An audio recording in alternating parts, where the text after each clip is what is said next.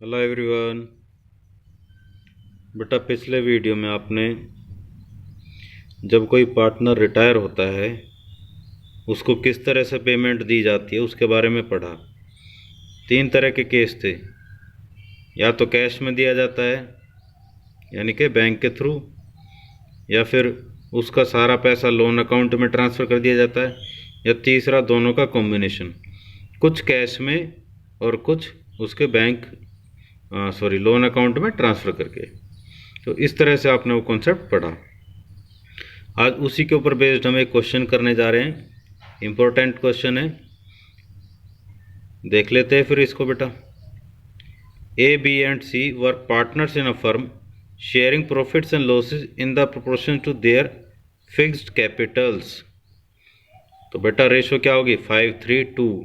Fixed Capitals है तो 2 तरह के अकाउंट बनेंगे, करंट अकाउंट और capital account. Their balance sheet as at 31st March 2017 was as follows। 31 मार्च 2017 को उनकी बैलेंस शीट कैसे थी वो इस तरह से दे रखा है। इधर ये आइटम्स दिए हुए, जनरल रिजर्व दिया हुआ है लाइबिलिटी साइड। तो ये आपको पार्टनर्स के बीच बांटना है ओल्ड रेशो में 5:3:2 में।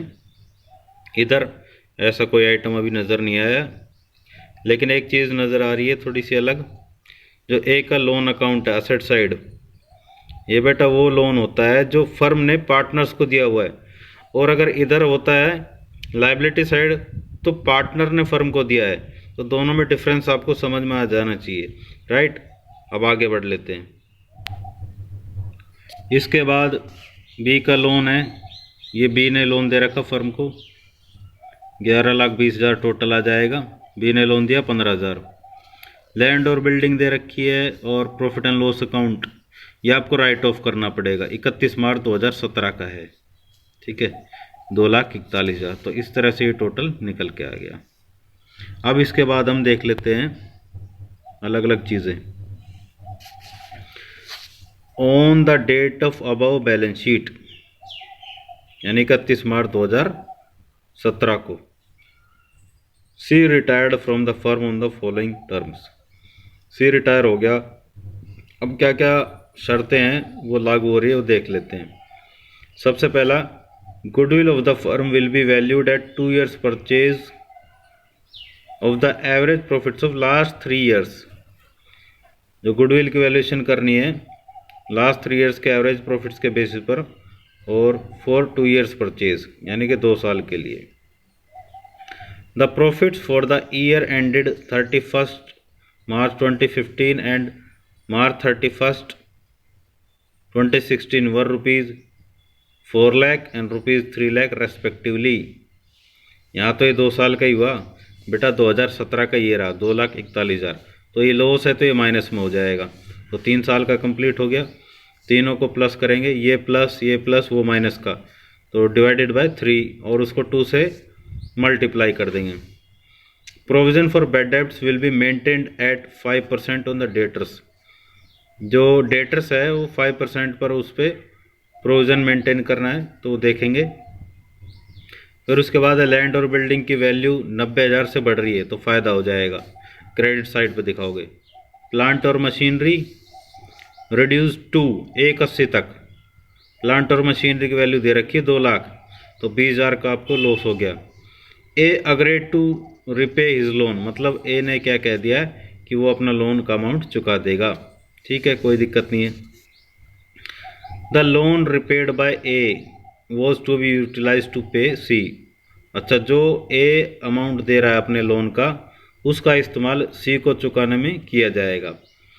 The balance of the amount payable to C was transferred to his loan account bearing interest at the rate 12% per annum. बाकी जो अमाउंट बच जाएगा सी का, उसको उसके लोन अकाउंट में ट्रांसफ़र कर देंगे, और उस पर 12% के हिसाब से इंटरेस्ट लगना है। Prepare revolution account, partners current accounts, partners capital accounts and the balance sheet of the reconstituted firm. तो आपको रिवॉल्यूशन अकाउंट, करंट अकाउंट और कैपिटल अकाउंट्स बनाने हैं, और साथ में जो नई फर्म बनेगी, फर्म नहीं नई पार्टनरशिप, तो उसकी बैलेंस शीट भी आपको बनानी है। तो सबसे पहले आप रिवॉल्यूशन अकाउंट बनाएंगे। अब ये बोल रखा है कि प्रोविज़न मेंटेन करना है बैड डेब्ट्स पर 5%। तो पहले डेटर्स का अमाउंट देख लेते हैं। यहाँ पर बेटा डेटर्स का अमाउंट दे रखा है 15,000। 15,000 पर 5%, 15/75, 750 रुपये। ऑलरेडी कितना बना हुआ है? 1500। तो 750 का आपको फ़ायदा हो जाएगा, वो दिखाओगे आप क्रेडिट साइड पर।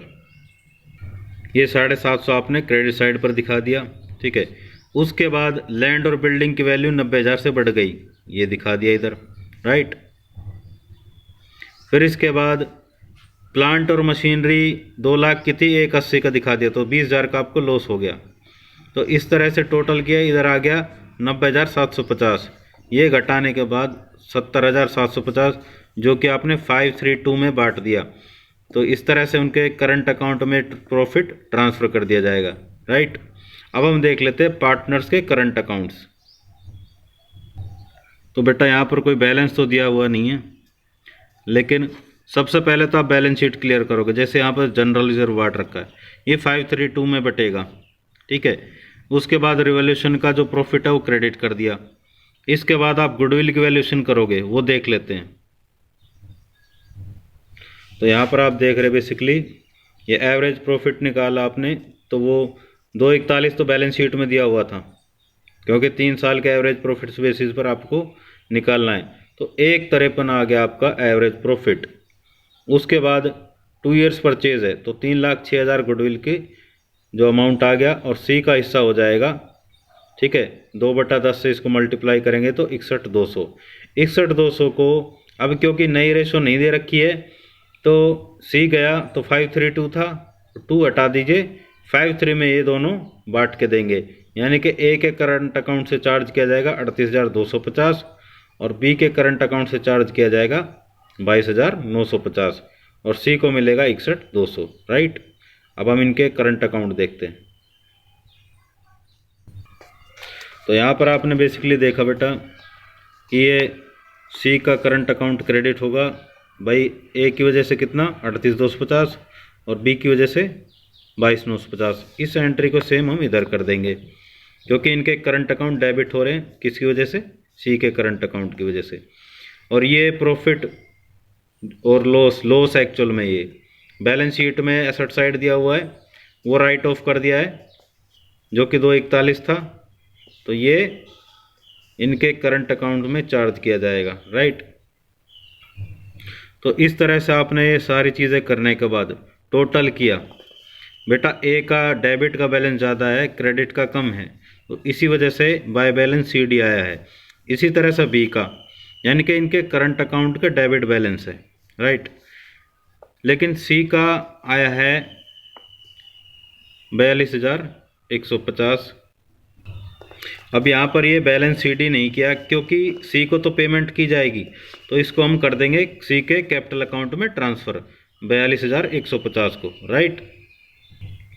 तो यहाँ पर बेसिकली सबसे पहले by balance B D 5 lakh, 3 lakh और 2 लाख, इस तरह से इनका अमाउंट, और सी के करंट अकाउंट से यहाँ पर ट्रांसफ़र कर दिया 42,150।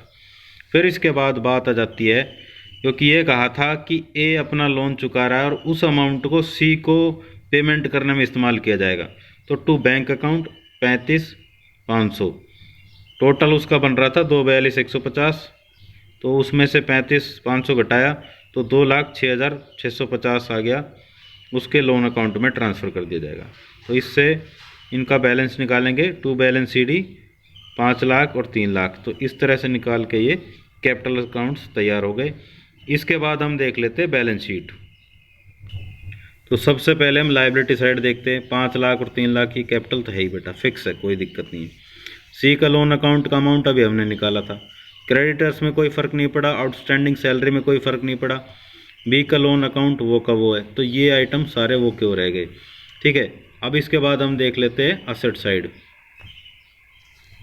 तो यहाँ पर बैंक का अमाउंट है, उसको देखते हैं एक बार।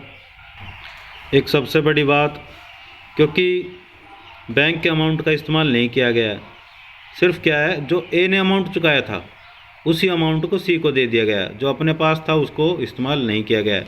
स्टॉक में कोई फ़र्क नहीं पड़ा, लेकिन हाँ डेटर्स के प्रोविज़न में फ़र्क पड़ा है। पहले 1500 घट रहा था, अब 750 घटेगा, क्योंकि 5% पे मेंटेन करना था। प्लांट और मशीनरी 2 लाख की थी, 20,000 घट गया 180। लैंड और बिल्डिंग का 90,000 बढ़ा दिया तो 690। और ये करंट अकाउंट के डेबिट बैलेंस है तो इधर लिखा। अगर इनका क्रेडिट बैलेंस आता तो आप लायबिलिटी साइड लिखते। तो इस तरह से बैलेंस शीट का टोटल आ गया 10,51,650। राइट। तो बेटा आज के लिए इतना ही बहुत है। मिलते हैं नेक्स्ट कॉन्सेप्ट के साथ नई वीडियो में। तब तक के लिए बाय बाय, टेक केयर।